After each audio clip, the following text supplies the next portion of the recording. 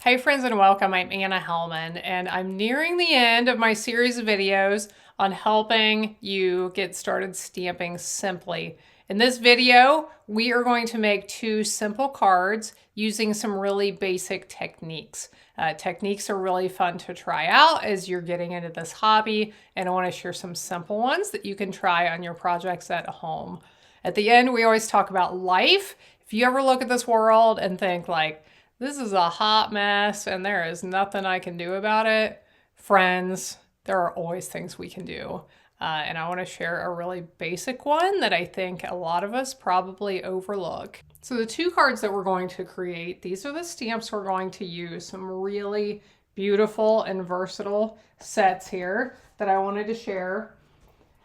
What we are going to do first is a little bit of stamping on this piece of cardstock right here. But before we do that, we are going to use a technique called masking, where we cover up a certain part, then we do our stamping, then we remove the piece that we covered it with to reveal an open area without any of that ink.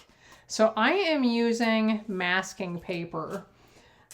You can do the same technique with a Post-it note if you want to. That's a really great way to do it.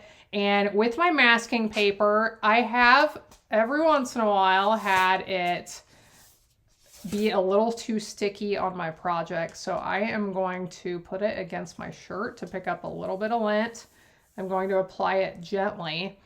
And this could be in any shape. Like I said, it could be a Post-it note. You can cut a Post-it note down. It could be a rectangle. I just happen to be using a circle because in my pack of masking paper that I have here, I had several circles that I had pre-cut at one point, and I thought that would be nice. So you could use a punch and punch out a Post-it note if you want to. Now what I'm going to do is my stamping. I'm going to stamp around this circle. And I am going to use a hummingbird and two different flower stamps. So what I want to do is bring in my ink pads. I have Melon Mambo, Pumpkin Pie, and Pretty in Pink. And I am going to ink my stamp the normal way first. We'll do a hummingbird and then we'll add in some flowers. So I inked my stamp like normal. Now I'm going to bring in a spritzer. So this just has some water in it. If you don't have a spritzer, you could try a misting bottle. If you happen to have a misting bottle, you could put water on your fingers and flick it onto the stamp if you want to try it that way. But I am going to spray. We'll just do twice. You can play around with how many times you're spritzing. Now I'm going to stamp this over here so that hopefully it's going to show outside of my masked area. Okay, we'll switch to another stamp now after I clean this one off. Let's try this flower stamp. I will ink this one on the pumpkin pie ink. Let's spritz it twice. And we'll stamp it down here. Now, before I re-ink it, I want to clean that off, clean the water off of it on my chamois up here. Now let's ink with another color. Actually, I think I'll stick with pumpkin pie for the stamp. And I have a little bit of extra ink here that I'm not sure where it came from. I'll clean this up real quick. Okay, well, let's spritz this. Stamp over here. Clean it off on my chamois. Ink it again. Spritz. This is a technique I've done quite a few times. It's been a little while since I've shared any tutorials for this, but I just love it. Every time I do it, I love the results. I love how it looks when you get a little watercolor effect on your stamped images. Okay, here is a smaller flower stamp. I am going to ink this one on the Pretty in Pink. Spritz it and fill in some of these spots with this smaller one.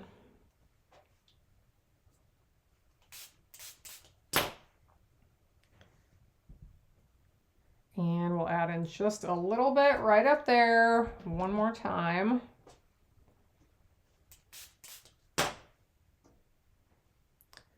I hope you are enjoying learning these simple techniques that you can try.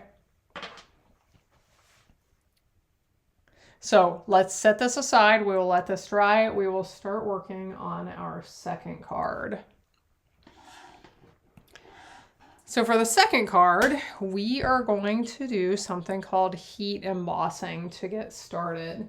You may have seen heat embossing in one of my other videos. It is a really fun technique. It is one technique that actually makes, I know of multiple people who fell in love with card making when they tried heat embossing for the first time. So what it's going to allow us to do is stamp an image, but then instead of it being in ink, it will be raised up with glossy accents. So let's bring our scrap paper in and the piece of paper we need, and we'll go ahead and stamp our images on here. Now, when you're preparing for heat embossing, I do suggest using an embossing buddy. This is part of our embossing additions toolkit. Or I also have a tutorial video on how to make your own embossing buddy. It has powder in it that is going to remove any dampness or static from your paper. And when you sprinkle the embossing powder over, that's really important, because if this sticks to any areas that you don't want it to stick to, it's really frustrating and it kind of ruins the technique. So use that embossing buddy first. Then you want to get your Versamark ink. This is that nice and thick ink that is going to cling really well to the powder. And we'll ink up the hummingbird. And I think I actually want to stamp my flower first. So my blocks here, they still have some water on them from when I was spritzing. But I think it's okay because the stamp doesn't have any water on it. So stamp that flower, stamp the hummingbird.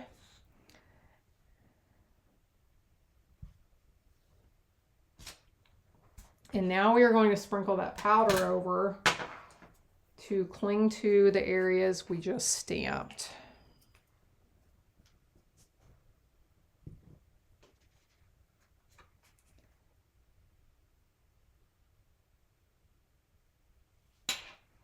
So we'll shake that a little bit across the card so we can get that powder onto the area we just stamped. Now here, can you see there's still a tiny bit of powder sticking to certain areas?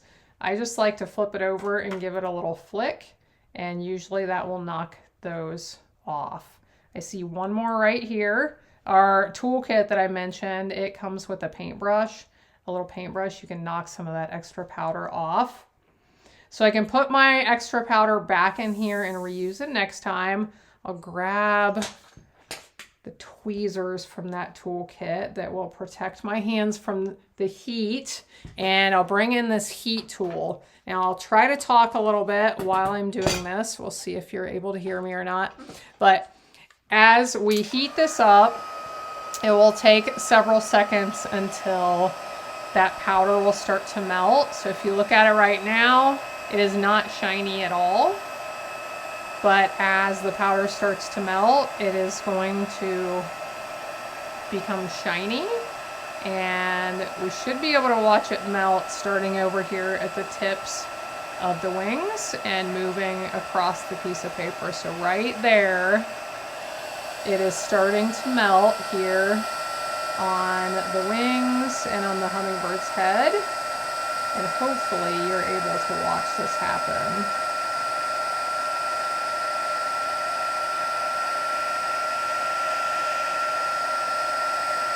So now I'll point the heat over towards the flower. We got the hummingbird done.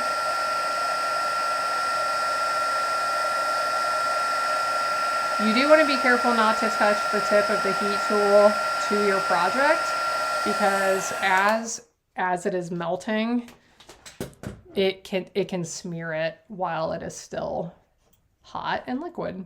So here, hopefully you can see, now we have those glossy accents, and this is just beautiful. So curled my paper up a little bit. I'll flatten it back out. And now what we are going to do is something called water painting.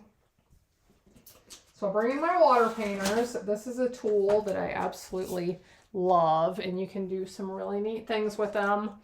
And we'll bring in a couple of colors of ink as well. I'll bring in my shaded spruce, my melon mambo, and we'll bring that pumpkin pie back in. And for this technique, it's helpful, you don't have to, but it's helpful if you have some extra acrylic blocks lying around. What I'm gonna do is just press this against my ink pad, pick up some of that ink, and after we do that, we actually don't need the ink pads anymore. So I'll move those out of the way.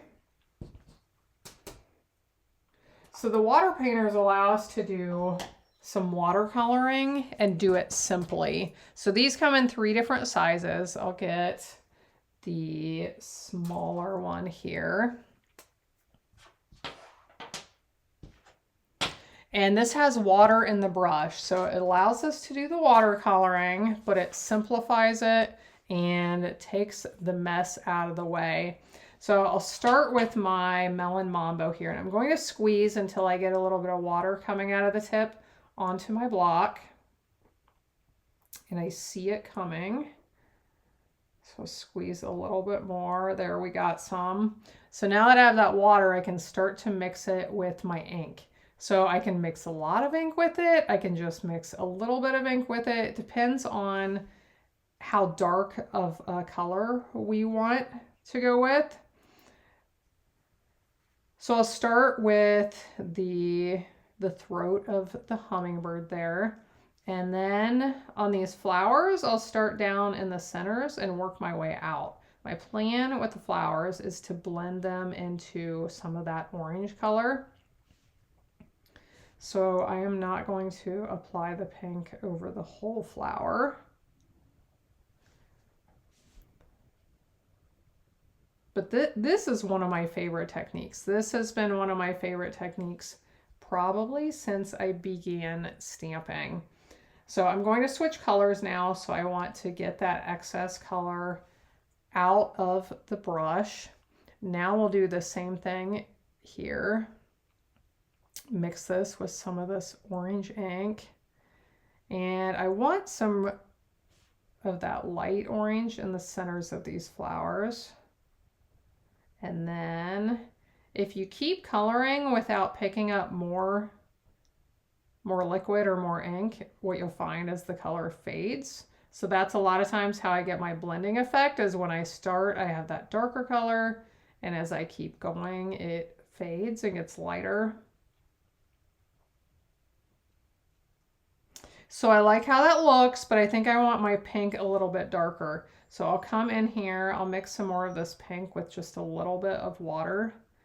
And now I'm going to be very careful with how I apply this, because this is pretty dark now, but I'll add in a few of these darker areas with that darker pink.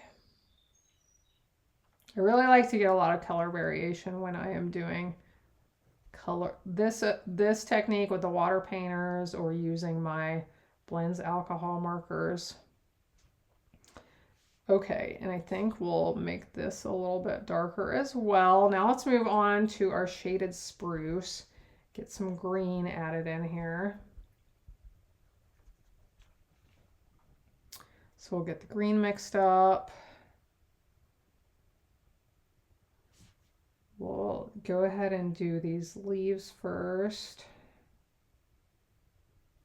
And then we'll move on to the hummingbird.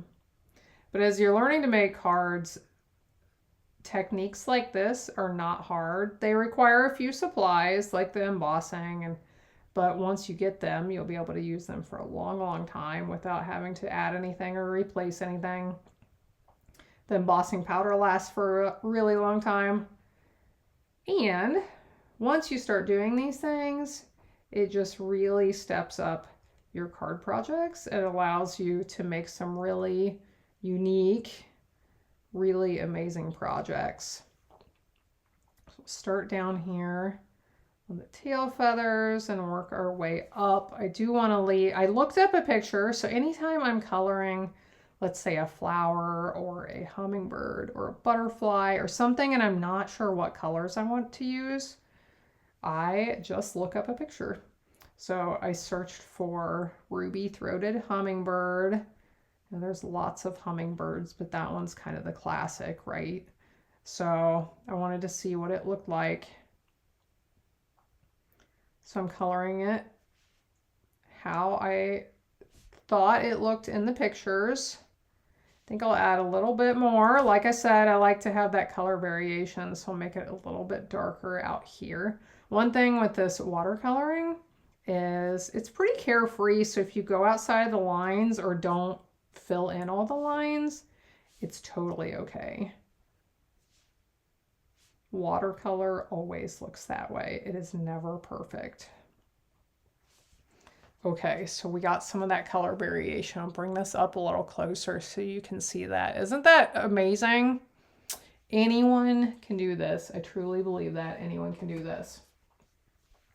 So we're going to do one more technique with this, and then we can finish up this particular card. I am going to use this water painter one more time. I'll clean it out first because I want to use it with the Melon Mambo ink. And we are going to create some splatters. So this is where things get kind of fun. They get a little messier. And I'm going to pick some of that up onto my tip here. Now I am going to, I want to squeeze this until the tip is basically full of water, but hopefully hasn't dripped yet. Now it did drip once, so it's got quite a bit of water in there. I'll squeeze it a little bit more. Now what I'm going to do is tap this on my hand, and what I want to happen is to create some splatters across my piece of paper right here. So I'll pick up some more, do this a few more times. We get some big splatters, we get some little splatters.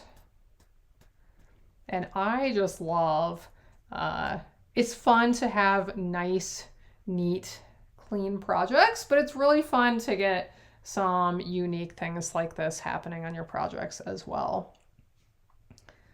So we will set this aside for a second and come back to it in a moment. I'll clear these things out. I'll wipe off my work surface here for a second. One thing I love about the chamois, I love to use it for cleaning my stamps, but it also is great for cleanup right now as well. Okay, so let's go back to that other one. We did our spritz stamping, we did our masking. Let's bring it back in. It looks like it has dried now, and I want to remove this masking paper.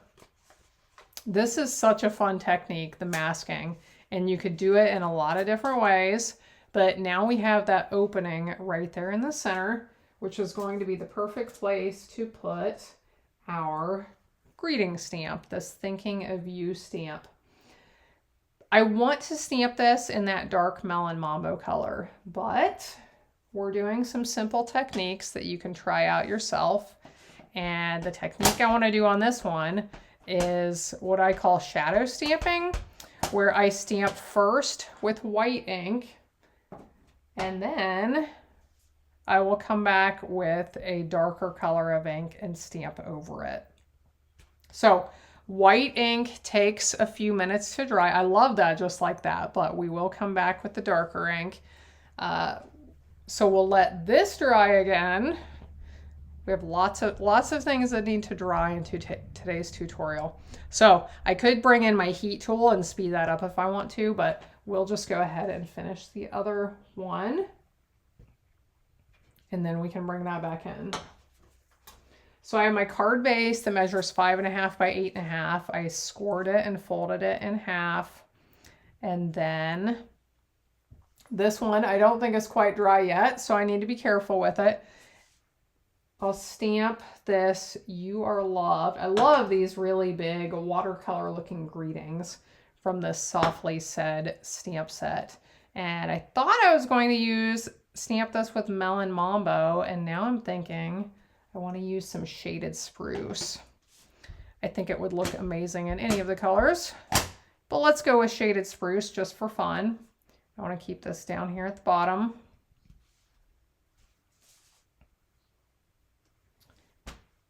And now here's a little tip. If you do have a project you think is wet and you're not sure what to do with it, you don't want to dry it, sometimes I'll just do this. I'll flip it over on a piece of scrap paper and carefully blot it. See, it pulled some of that color off. Let's do that one more time.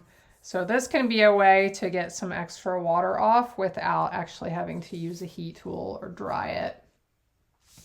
So let's put some adhesive on the back. We can get this put together. If you have not subscribed, make sure you do so now to see my upcoming tutorials. I love to share card making projects with you, and I often hear from people out there that you appreciate my explanations and how simple I make it for you. So take a look.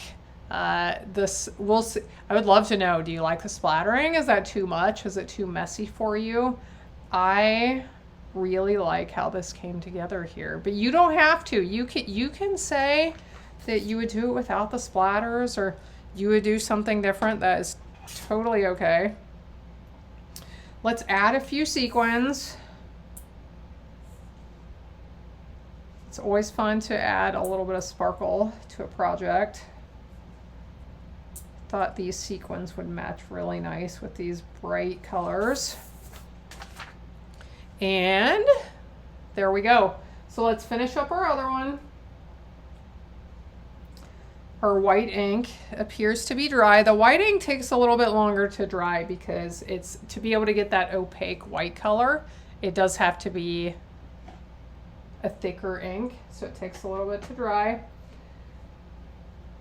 So I'll bring my Thinking of You stamp back in. I am going to stamp this with that Melon Mambo ink. And this is a technique that is a little bit easier when you have the clear photopolymer stamps that you can see straight through. But I wanted to show you that you can do this with these as well. Now, I'm going to stamp over top, but I don't want it to line up perfectly. I want to get some of that white shadow exposed to the side. So there you can see how that white shows. This is a really fun technique to use with like flowers.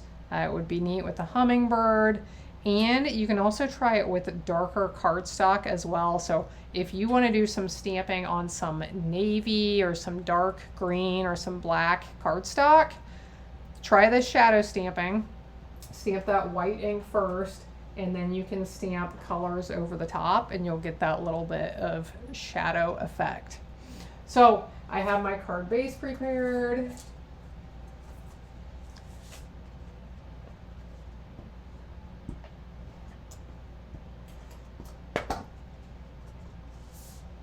We'll attach this and bring those sequins in.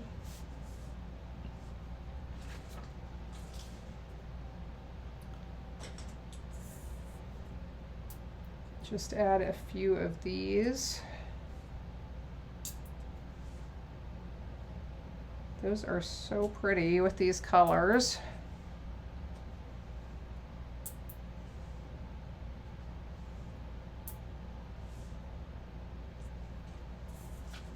Okay, let's take one last look at our cards. If you ever want to see still photos of my projects, there is always a link in the video description below that goes to my website where I have still photos of that day's projects. So here you can see, pretty amazing, right? And these are simple techniques that anyone can do.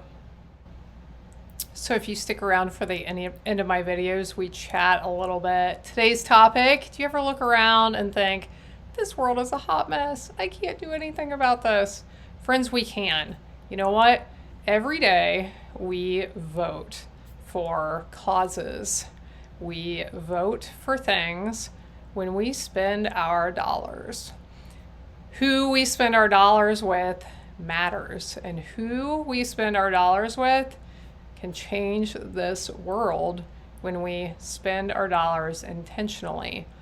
Now, in this crazy world we live in, I feel like it's gotten a little bit hard. You think back in the day. Think back in the day when businesses were in towns, people spent their money in their towns, and maybe you shopped with at the grocery store with the family who are there, just the kindest people. They do a lot to help the community. And maybe there was a business that the town drunk ran, and maybe you're supporting him, or maybe there was another one and you could support the other person instead of supporting the town drunk. I don't know. Back in the day, it would have been easier to know who and what you're supporting when you're supporting small local businesses, right? So in this day and age, so many companies are huge. They're huge. And you can work on doing research on the types of things that companies spend money on. But I'm like not an expert here, but they put them into these put their money into these different groups or different entities to invest and support the things they want to invest. Now, if you pay attention to the news, you can pick up on, oh, hey, this company supports this thing that I don't support. Maybe I shouldn't shop with them. But those news stories, in my opinion, they're few and far between. It's hard to know, is this a company that has similar values to me? Is this a company I want to spend my money with or not? But there are ways for us to do better and to spend our dollars with people and companies who have similar values to us. Because when we look around, these crazy things going on in the world, friends, money and power fuels like pretty much all of it, right? Money is a huge part. Some of these things that most of us don't like, that we would never guess, if you start looking, you start reading, like people and groups are paying for certain things to be happening that it just makes absolutely no sense. Absolutely no sense. But a lot of it comes down to money. So if we support people and causes that have similar values to us, it is going to make a big difference in that money that's flowing into causes that we don't agree with. So where do we start? I feel like the best thing to do when we can do it is just shop small, buy local, buy from small companies. You can order from small companies online. I'm going to mention a few companies. I really try to buy American-made. Friends, that country that sells us so much stuff, dirt cheap, we have got to stop supporting that. We have got to stop, when we can, buying that stuff. Now, I don't even know how you buy a TV or a phone that wasn't made in that country, probably. I don't know how you do it. But when we can, we need to be supporting American and local and small. So some of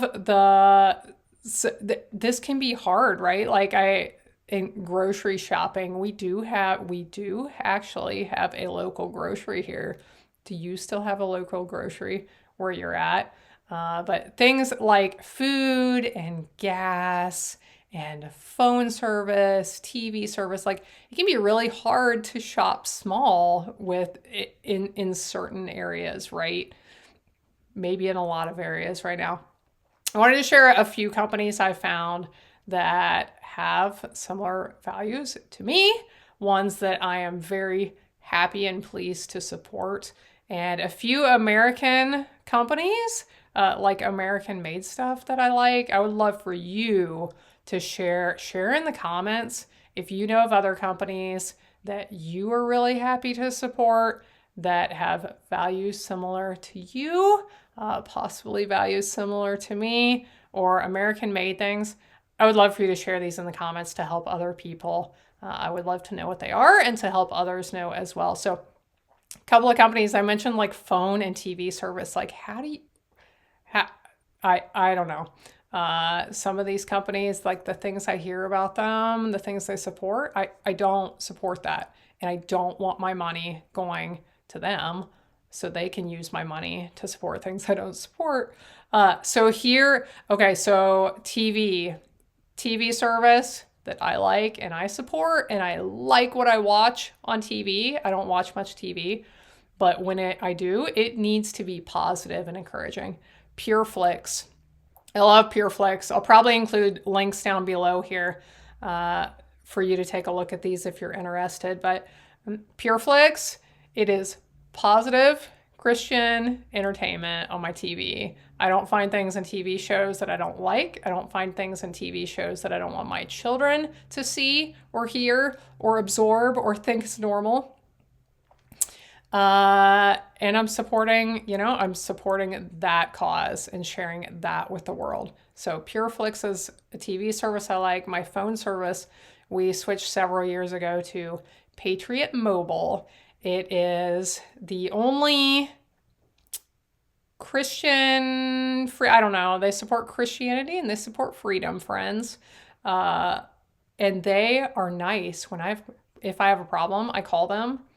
They're nice. They are helpful. I can understand them on the phone. Yes. If you try out their service and you don't have as good of coverage as you would like to have, call them and tell them. I didn't know at first that you should call and tell them because they can switch you to different towers. But love Patriot Mobile. Some American-made things. It's like hard to find American-made stuff sometimes, right? I'm just going to share a few things just a couple. I had to buy some knives over the weekend. I needed some knives. And Rada knives. Have you ever heard of Rada knives? They're good ones. I love them. Buy the knife sharpener to go with the knives. They'll last forever. Stampin' Up! Products. I am so glad. When I signed up with Stampin' Up!, I hadn't reached a point in life where I thought a whole lot about, like, is the stuff I'm buying made in the US? Am I supporting American causes or not? I'm so glad now that I care about these things that the vast majority of our products are made in the United States and we are supporting people here. Some of our tools, some of our embellishments and things come from overseas, but our paper, our inks, and our stamps are made here. That is the vast majority of our product base. Skincare and personal care products. This is a place where if you want to, you can totally buy local. There's lots of people who are making these things now. They sell them at the farmer's market. They sell them at craft shows and things like that. But there is one that I've ordered from online some. They're a small company out of Ohio, I believe. It's called Honey Sweetie Acres. They use their goat milk. They have pictures of their goats. I think you can even watch videos of their goats, but they use their goat milk and they make skincare products. So that's one. I've started doing a lot of cooking with cast iron because a lot of the other cookware has things in it that's not good for us. So I cook my dinner and I do weightlifting at the same time because cast iron is heavy when you need to wash it. That's the worst part of it. But I've been doing a lot of cooking with cast iron. Lodge cast iron. It's made in the US. Canning jars. Like, I know this is random. You're probably not going to buy the same stuff I buy. But I've been doing a lot of canning, big garden, preserve a lot of our own food. And I refuse to buy canning jars that were not made in the US. My daughter brought this up the other day. I'm not going to use canning jars or lids that were not made in the US. I'm really curious if you know about this. Like, we have standards for what can be in, you know, products and things. And our standards probably aren't even high enough. Like I mentioned, cookware has stuff in it that's bad for us. Well, but we, I'm sure, have higher standards than some of these things coming in from other places. Like, what regulations are there that regulate what they put in my plates or my silverware or my drinking glasses? Like, are there regulations? I have no idea. I would love for someone who's smart or someone who wants to spend time figuring that out to look it up and let me know. So anyway, just some of the wanderings of my mind. But friends, we can make a difference in this world if we choose selectively who we spend our money with. Give me your ideas in the comments below. I want to see them. I hope you have a blessed day. I hope you'll be back again next time when I'll be here helping you to hand make with love.